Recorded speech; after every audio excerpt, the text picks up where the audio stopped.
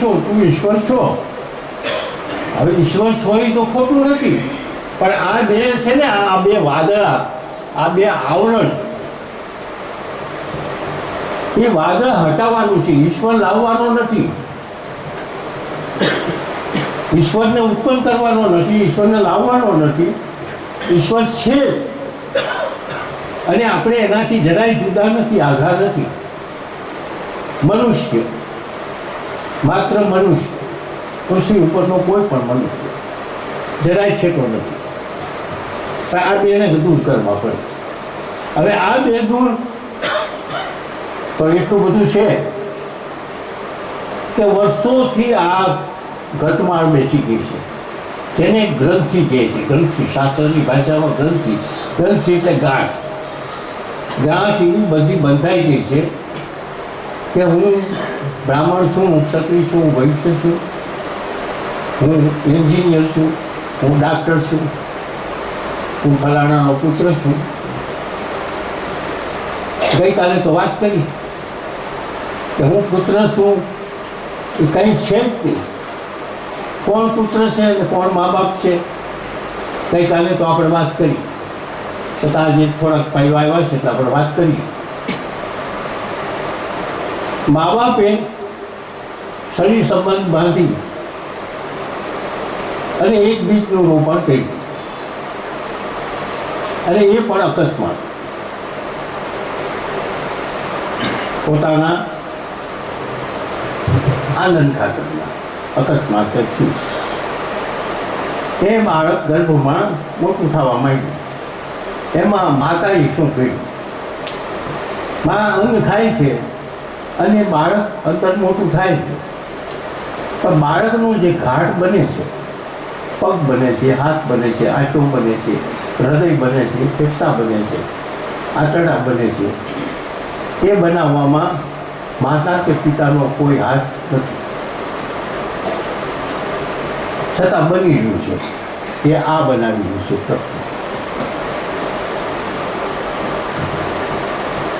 એ તત્વો બનાવી રહ્યું છે. પ્રકૃતિનું તત્વ છે, પ્રકૃતિનો ધર્મ છે.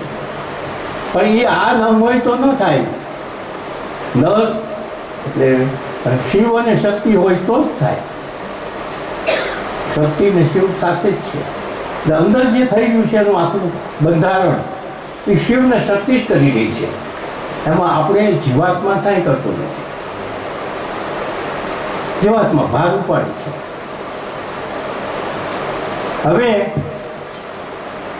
5 મહિનાનું થયું અંદર ગર્ભમાં, ત્યારે મા બાપ કોઈ જીવ અંદર નથી નાખતા. મા બાપ અંદર જીવ નથી નાખતા. જીવ તો બહારથી આવ્યો. હવે બહારથી આવ્યો એટલે જે કંઈ એને જૂનું શરીર છોડ્યું એ શરીર છોડી અને શોધે છે કે મારી વાસનાઓ ક્યાં પૂરી થાય, મારો ઋણાણું મન ક્યાં થાય. એ જ્યાં એનું ઋણાણું બંધ હશે, જ્યાં એનું છે ત્યાં એ 5 મહિનાના ગર્ભમાં તૈયાર થઈ ગયેલું ખોખું એમાં એ પોતે માના આહારમાં ભળી જાય છે અને બાળકના તાવડામાં થઈ અને એ અંદર પ્રવેશ કરે છે. હવે આપણે એમ કહીએ કે આ બાળક મારો દીકરો કે મારી દીકરી, એમાં તમે મા બાપનો એમાં હાથ કેટલો અને જીવ લાવનાર કોણ? જીવ ક્યાં તમારો બનાવેલો નથી. જે આ જે છે એ આ રજોગુણનો મોહ છે. આ સત્ય જો જાય નહીં તો આ રજોગુણ અમારો દીકરો છે, અમારી દીકરી છે, અમારો બંગલો છે. હકીકતે જો આ જો બરાબર સમજાય તો વૈરાગ્ય આવે. આ સમજાઈ જાય તો વૈરાગ્ય આવે. આ પ્રગટ થઈ થવું જોઈએ. એટલે હવે એ તમોગુણ અને રજોગુણ, એ રજોગુણ જે છે હજી કે માનો કે તમોગુણને તો આપણે ઉડાડી શકીએ. તમોગુણને આપણે ઉડાડી શકીએ. કારણ કે અહીં બધા જે આવે છે એમાં તમોગુણ ન હોય. કારણ કે અહીં જે જિજ્ઞાસા છે, પરમ તત્વ પ્રાપ્ત કરવાની જિજ્ઞાસા છે તમને બધાને, એટલે કેટલા કિલોમીટરથી દૂરથી આવ્યા છો તો તમોગુણ છે એમ કેમ કહેવાય? પણ રજોગુણ તો છે જ. રજોગુણ એટલે સંસાર ભોગવવાની ઈચ્છા. આ મારે સત્તાનું છે, આ મારે આ છે, મારી આ ગાડી છે, મારું આ છે. તો રજોગુણ ભક્તિ થઈ જાય છે. ભક્તિ વગર રજોગુણ ઉઠશે નહીં. ભક્તિ કરો તો એમ કહે છે કે જો આ જીવને ઈશ્વર બનાવવું હોય રજોગુણ એવું ડરવું હોય જપ તપ દાન યજ્ઞ સેવા અને પ્રાયશ્ચિત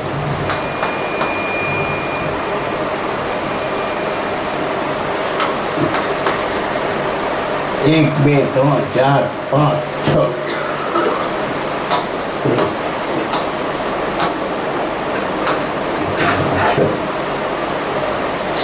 આમાંથી કોઈ એક બે કે ત્રણ આપણને અનુકૂળ હોય છે. બીજું તો છે પણ એ શું છે કે સંસારી માટે નથી.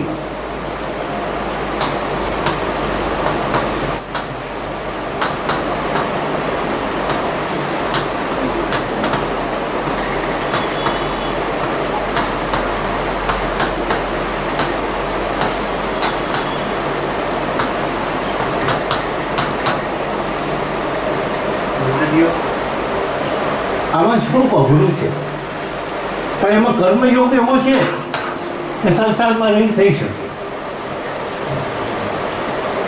કર્મયોગ એવો છે કે સંસારમાં રહીને થઈ શકે. બાકી આ તો બધું થાય. ગઈકાલે વાત કરી નહીં કે કિચુડમાં આ કરી શકાય. ગઈકાલે વાત કરી કે કિચુડમાં થાય. કિચુડનો અર્થ આજે નવા ભાઈઓ છે એટલે થોડોક બતાવી દઉં.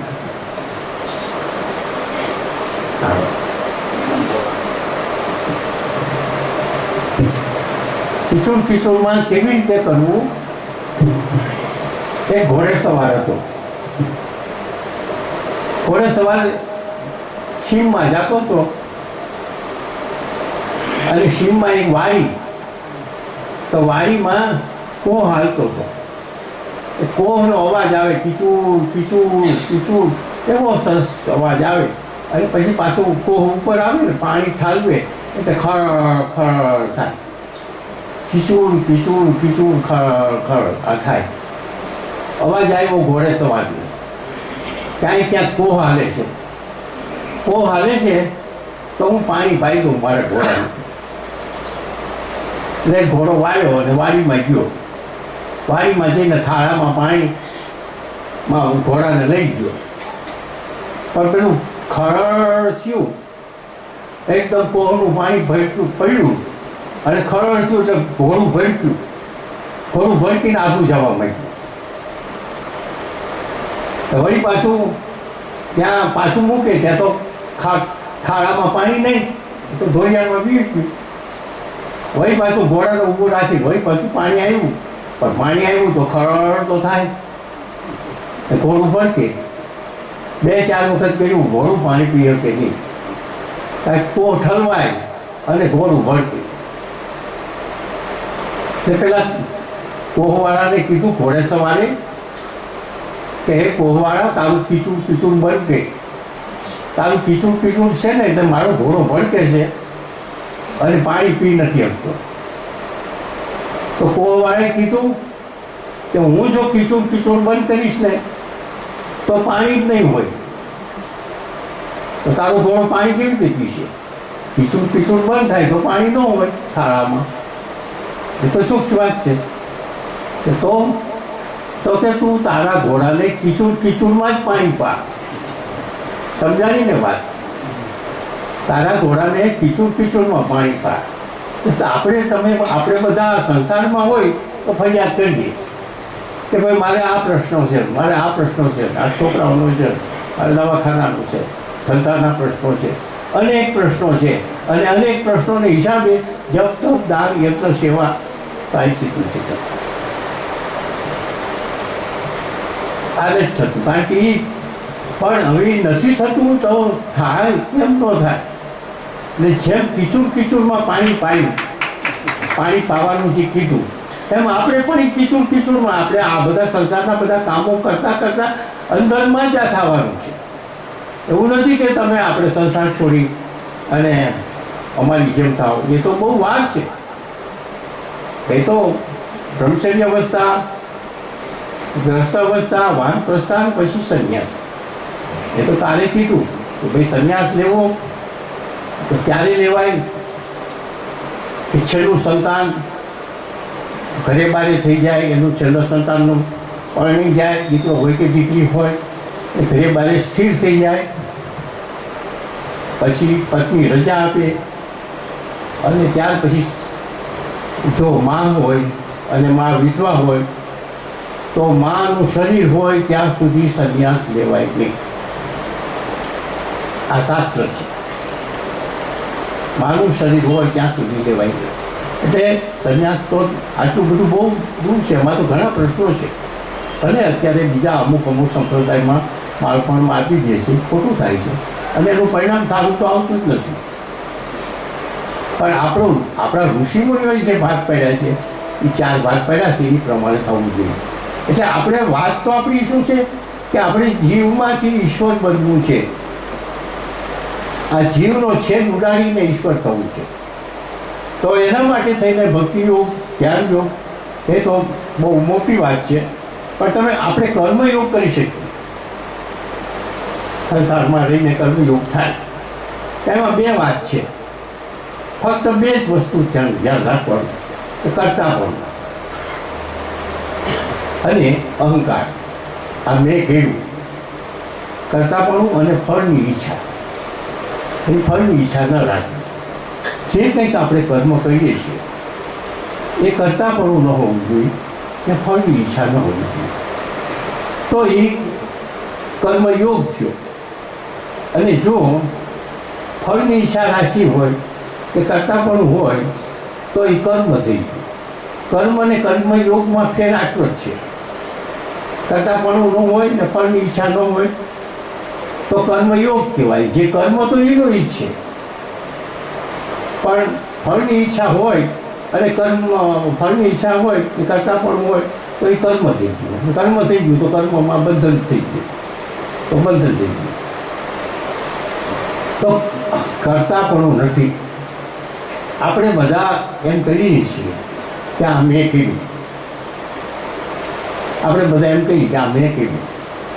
ઘણી વખત એવું પણ હોય છે કે આપણે ક્યાંક કહીએ પણ એમ પણ બોલીએ કે હું કાંઈ કરતા નથી, આ તો પરમાત્માએ દીધું છે અને મેં આ દીધું છે. એવું બોલીને કહીએ છીએ છતાંય કરતાપણું આવી ગયું. એવું બોલીને કહીએ તો કારણ કે અંદરનો ભાવ નથી અને એ સમજણ નથી. કરતાપણું હું નથી, કરતાપણું એની સમજણ નથી અને આપણે માત્ર બોલીએ. સમજણપૂર્વકનું જો અકર્તા હોય તો એ અકર્તા, તો કર્મયોગ થઈ ગયો. હવે સમજણ શું છે કે અહંકાર. કોઈ દિવસ એમ જે આપણે ગઈકાલે વાત થઈ કે મારવો જ પડશે. તો અહંકાર છે ને એ હું નથી, હું કરતા નથી એમ ભલે બોલાય પણ છતાં એની હાજરી છે.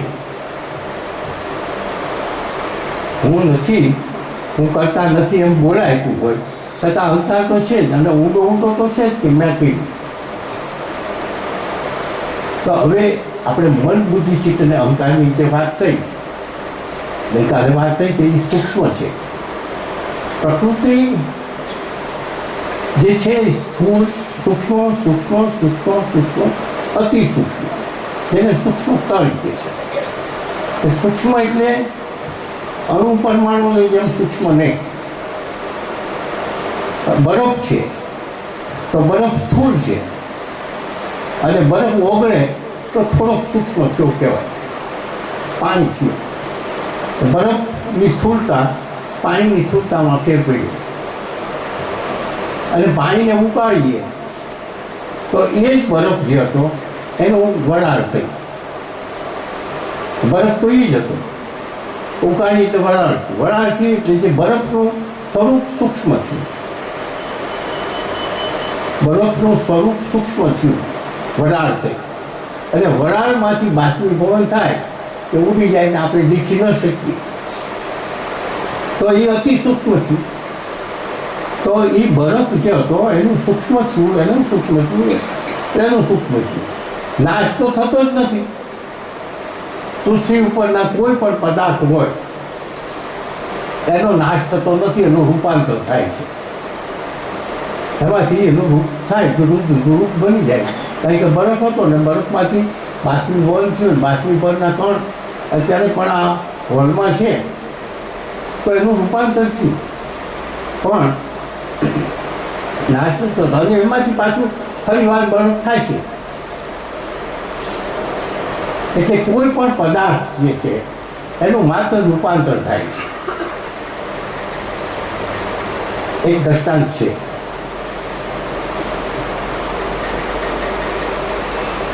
એક હકીકત સત્ય છે કે આઝાદી પહેલાં એક રામ કરીને એક હિમાલયમાં તપ કરતા હતા. અને એના એક ગુરુ હતા. ગુરુએ કીધું કે પ્રકૃતિનું રૂપાંતર થાય છે. તો ગઈકાલે કે પરમ દિવસે મેં વાત કરી કે આપણે ઘાસ ખાઈએ, હરણ ઘાસ ખાય તો ઘાસનું રૂપાંતર હરણ છે. ઘાસ ઘાસ જ છે, ઘાસનું રૂપાંતર હરણ છે. અને વાઘે કે સિંહે હરણને ખાધું તો એણે ઘાસ ખાધું એમ કહી શકીએ આપણે, કારણ કે એનું રૂપાંતર જ થયું છે. પણ એ રામ જે હતા ને એને કબૂલ ન થયા એના ગુરુ પાસે કે એવું કાંઈ હોય, એવું કાંઈ બને. એટલે કે તું જા હિમાલયની અંદર હજી આગળ એક એવું એવા એક મહાન સંત છે, એ તને સમજણ પાડશે. એ તને જેવું કીધું હતું ઠેકાણું આપ્યું હતું ત્યાં તો જઈ શકે એમ નહોતા, પણ ત્યાં એક નાનું એવું પહાડી ગામ હતું. ગામના આગેવાન મળ્યા કે ભાઈ આવા કોઈ સંત મહાત્મા કોઈ બરફની ગુફામાં કોઈ કરે છે તપ. એટલે પેલા જે આગેવાન હતા એને કીધું કે આ છોકરાઓ ઘેટા બકરા ચારવા જાય છે એને કદાચ ખબર હોય. છોકરાઓને બોલાવ્યા. છોકરાએ કીધું કે હા ફલાણી જગ્યાએ છે. તો કે હાલો મારી સાથે તમે બતાવો. 20 જણા બતાવવા ગયા. પેલા ગામનો આગેવાન ને પેલા હવે ત્યાં ગયા તો પેલા મહાત્મા તો હતા પણ સમાધિસ્થમાં હતા. બરફની ગુફા હતી, બરફમાં જ બેઠા હતા, સમાધિસ્થ હતા. થોડી વાર બેસી ગયા તો સમાધિમાંથી ઉઠ્યા. એટલે ઉઠતા વેત જ પેલા આગેવાન હતો ને એના ઉપર ગરમ થયા. સારા તું આવું કરસ ને આમ કરસ ને હું તને મારી નાખું. અને મોટો સરો કાઢ્યો અને કે હવે તને મારી હું ખાઈ જાઉં. પેલા જે સાધુ હતા, રામ નામના જે સાધુ હતા, એ તો બહુ ધ્રુજવા માંડ્યા કે મહારાજ આવું ન થાય, આ તો હું સાથે લઈ આવ્યો છું, કૃપા કરો. તો કે જા હાલ્યા છરો ત્યાં ફલાણી ઠેકાને આ એક ઝરણું આવ્યું છે નદીનું. નદીના ઝરણામાં એક માણસ તણાતો મરદું આવશે. એ મરદું આવે છે બહાર ખેંચી એટલે હાથળમાંથી જેટલું માણસો એટલું લઈને આવે. તો નહીં લઈને આવે તો ખાઈ જઈશ તમે. આ હકીકત સત્ય છે. પૂર્વી લંકા કાપડે જે મકરંદ દવે જે થઈ ગયા એના શિષ્યાએ આ પુસ્તક લખેલું છે. એટલે તો ગયો થોડી વાર ઊભો ગયો કે ખરેખર તણાતું આવ્યું એટલે એને ખેંચી બહાર કાઢી બધું માઉસ જેટલું હતું એટલું પોતાના વસ્ત્રમાં ભરી લઈ આવ્યું. હવે એ લાવે છે ત્યાં તો એ અગ્નિમાંથી ચૂલો બની ગયો, અરે બરફમાંથી ચૂલો બની ગયો, બરફમાંથી અગ્નિ બની ગઈ, હાંડલું બની ગયું. એવું કોનું આમાં નાખી દે. બધું માઉસ નાખ્યું અને એવું કરવા માંગ્યું. પછી પેલા સાધુ જે આવ્યા હતા ને એને કીધું તારે ખાવું છે? કે પ્રભુ હું આ નહીં ખાઈ શકું, મેં મારી જિંદગીમાં નથી ખાધું. તો કે તારે શું ખાવું છે? કે મારે રસગુલ્લા ખાવા છે. તો એ હાંડલામાંથી કાઢીને ખાઈ ગયા.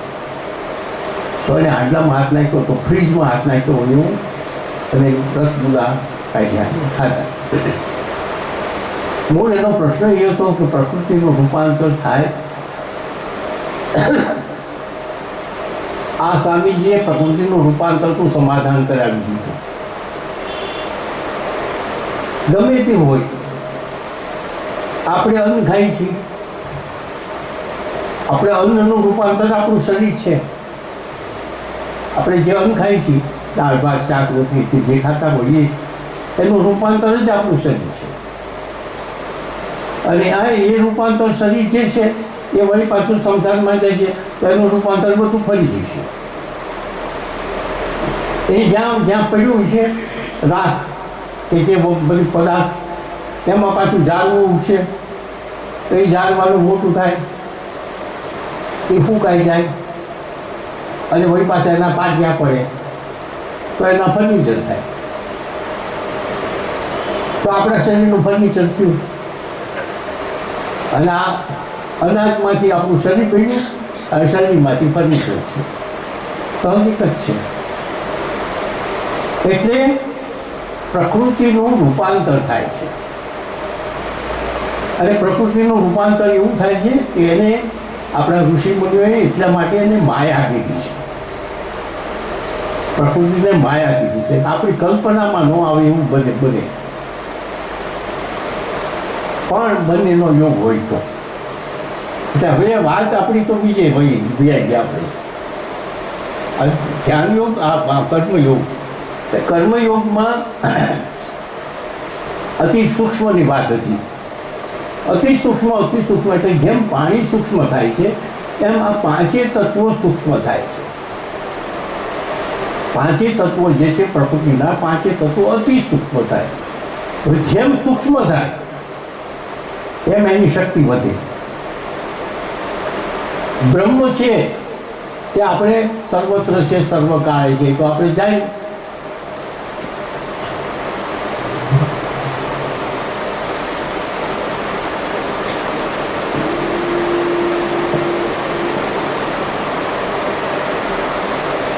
એક ઝાડું દોરવું છે, પાકું થતું જાય છે, એમાંથી પછી આમ દોરો થાય છે. આ એનું સ્ટેપ છે. હવે આ દોરું આખું બધું પાણી વાળું કર્યું, દોરું આખું પાણી વાળું થાય છે. હવે આમાં પાણી હોય જાડા દોરડામાં તો આપણને પાણી દેખાય નહીં. આમાંથી પાણી હોય જાડા દોરડામાં પાણી દેખાય નહીં, પણ દોરડું પાતળું થાય તો એની માથે પાણી દેખાય. હકીકત છે ને. જાડા દોરડામાં પાણી ન દેખાય, પાતળું થાય તો પાણી દેખાય. આ જે સ્થૂળ પ્રકૃતિ છે, આ પથ્થર છે, આમાં જે પાણી નથી દેખાતું એમ આ સ્થૂળ પ્રકૃતિમાં પરમ તત્વ છે પણ નથી દેખાતું.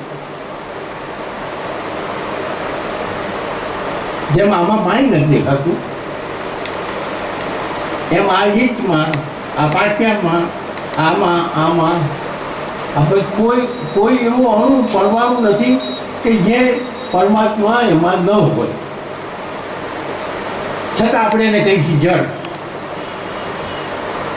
તો જળ એને કેમ કેવું? કોઈ પણ પદાર્થ ક્યાંય પણ અણુ સર્વત્ર છે, સર્વકાળે છે, તો કોઈ જગ્યાએ પરમાત્મા નથી એવું નથી. તો એની સાબિતી શું?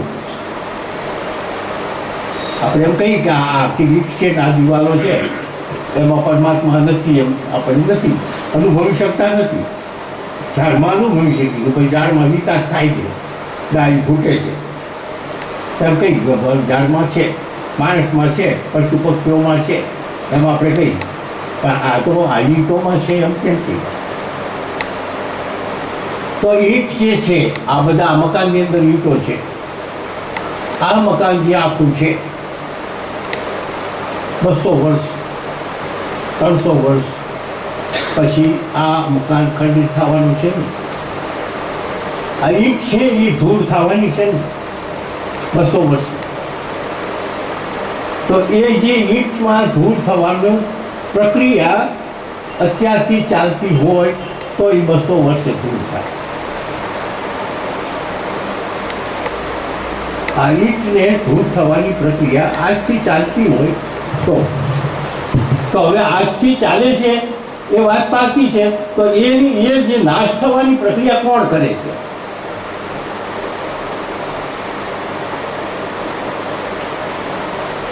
નાશ થવાની પ્રક્રિયા કોણ કરે છે? તો ઈંટ છે. ઈંટ નાશ થશે કારણ એમાં આપણે આમનામ જોયું છે એનું કારણ શું છે કે આપણું આયુષ્ય મર્યાદા છે કે ભાઈ મારી આયુષ્ય માનો કે 100 વર્ષની હોય તો 100 વર્ષમાં તો આને કાંઈ થવાનું નથી એટલે એવું ને એવું છે આપણે એમ માની લઈએ મરી જઈએ. એટલે આ સૃષ્ટિ બધી જોઈ એમ લાગી કે ભાઈ આ બધું આમ જ છે પણ એવું નથી. 100 વર્ષનો નહીં પણ 500 વર્ષનો ઇતિહાસ તપાસો તો આ પહેલાં શું હતું અને પછી શું થયું? નદીઓના નહેર વેણે ફરી જાય છે એ બધું ફેરવે છે કોણ? કયું એવું તત્વ છે કે આખું જે જંગલના જંગલ ફરી જાય છે, નદીઓના વેણ ફરી જાય છે, આ બધા ખંડેર બની જાય છે? જો પરમ તત્વ ન હોય અને એને સર્જન વિસર્જનની પ્રક્રિયા એક ચાલી રહી છે એ પ્રક્રિયા અનંત છે કે અનંત છે, અવિરત છે કે જ્યારથી સૂર્ય ઉત્પન્ન થયો, જ્યારથી પૃથ્વી ઉત્પન્ન થઈ ત્યારથી એ ચાલુ જ છે. સર્જન વિસર્જન કેટલાય આવી ગયા આ પૃથ્વી ઉપર, કેટલાય મરી ગયા, કેટલાય યુદ્ધો થયા, કેટલાય વ્યાઈ ગયા. આ બધી પ્રક્રિયા જ છે. તો હવે આપણે એક વાત આવે કે આ જો સૂક્ષ્મ છે એમાં આમાં છે એક વાત સાબિત થયું કે ભાઈ આ સ્થૂળ પદાર્થ છે એમાં છે. કારણ કે નાશ થાય છે તો નાશ કરવા માટે કોઈ તત્વ છે. આ બધું નાશ થવાનું છે. કોઈ તત્વ એવું છે કે એને નાશ કરવા માટે પ્રવૃત્તિ કરી રહી છે અને એ જ આ બ્રહ્મ તત્વ જે છે તે એને પ્રકૃતિ ઈશ્વરની પ્રકૃતિ. તો આ જે સૂક્ષ્મ છે તો એમાંય છે પણ એ આમાં